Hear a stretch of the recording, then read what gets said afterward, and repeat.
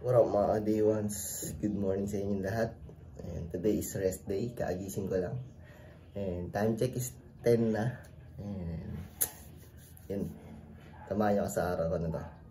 Pagkatapos ko dito, niligpit ko na nga yung higaan namin. Dahil nga ako yung huling tumayo ng higaan. Kaya matik ako yung magliligpit. At bugog siya na, naligpit ko na ang mga higaan namin at tinignan ko na nga tong schedule ng 100 dips ko every single day. At gusto ko nga palang pasalamatan yung sarili ko na nakaabot ako ng day 6. I mean day 7 pala, na walang mintes. At dito, halimaw na nga yung mukha ko at maghihilamos na ako. O diba, para walang pinagbago, cute pa din. Gunggong!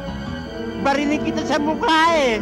At after ko maghilamos guys, uminom na ako dito ng tubig. Lagi ako umiinom ng 2 basong tubig tuwing umaga. Kasi feeling ko dehydrated ako galing sa tulog. At kailangan ko yung mapalitan. At dahil nga nagkakape rin ako tuwing umaga, kailangan ko talaga uminom ng tubig bago magkape. Wala lang, feeling ko mas healthy pag ganun. At pagkatapos ko nga palang uminom ng tubig, ay nag-stretching na yung tao na to. Para magising yung mga dugo natin at mabanat-banat yung mga ligaments sa katawan natin. At syempre para maging ganado ako throughout the day. Kasi kapag hindi ako nag-stretching sa umaga, most of the time, tinatamad yung katawan kong kumilos. Kaya kahit tinatamad ako mag-stretching, mag-i-stretching ako. And after that, sobrang sipag ko na nun. Yun no. Sa inyo guys, nire-recommend ko sa inyo na gawin nyo to. Ay talaga magbabago ang buhay nyo. Kumbaga ito yung tinatawag dati na mag-unat-unat ka naman. Yun no. Alam ko makakatulong din sa inyo to. And it's all about discipline lang din and habits. Kapag nasanay na yung katawan mo mag-stretching tuwing umaga, magtutuloy-tuloy na yan. At dito naabutan ko nga yung airmat ko, nagluluto ng ulam naming munggo. Ay putik, napakasarap ng munggo na itong airmat ko guys. Tikman nyo yan. Tikman nyo. Sige, kung matitikman nyo.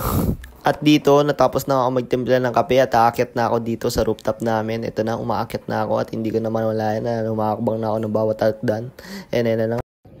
So what up mga day ones, tapos na nga tayong mag-ayos ng sarili natin doon. Minom tayo ng tubig, nag-timpla tayo ng kape, nag-stretching tayo. Basta madami tayong ginawa, okay? So nandito tayo ngayon sa rooftop, kung saan dito ako madalas nag-video. So nandito nga rin yung kape ko, yung libro ko, sa aking notebook ko. Dahil may gagawin tayo dyan, magsusulat tayo, magbabasa tayo. Tara! Shoutout sa mga mahiling magkape dyan guys. This is the perfect morning for me. Kasi nga, bukod sa napaka-calmly ng gawain ko na to. Parang feeling ko aesthetic siya kahit hindi siya naka-on cam. Magbabasa ka ng libro, may kape ka. Tapos magsusulat ka ng mga thoughts mo. Parang para sa akin is ayun yung pinaka me time ko tuwing umaga. Sobrang tahimik, sobrang peaceful. And sa mga nagkakape pala dyan guys, ang kape ko nga pala guys is kape tapos cream lang. Hindi na ako nagsusugar sa kape dahil nga ayoko na ng sugar. As much as possible, iniiwasan natin yung sugar dahil bumibigat na tayo boy. So tara, simulan na natin. So bakit nga ba tayo dito sa rooftop nag-geganto? Anong oras na rin? So usually di naman ako dito talaga nag-journal o nagbabasa ng libro. Kapag ganitong oras kasi sobrang init na dito, kaya doon na lang ako sa kwarto ko. Pero kumampi sa atin yung panahon ngayon, hindi naman masyado mainit at sobrang maulim din. Kaya dito tayo. Perfect.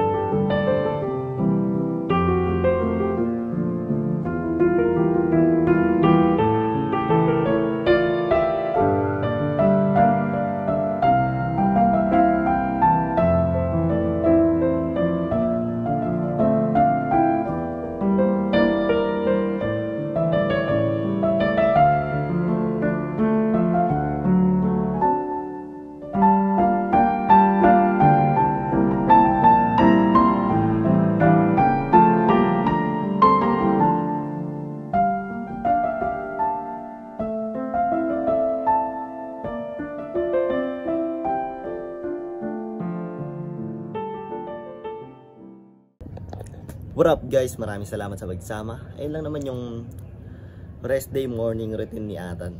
So wala namang special. So maraming salamat sa pagsama. Don't forget to like, comment, and share this video. And subscribe me for more videos about saan nga ba?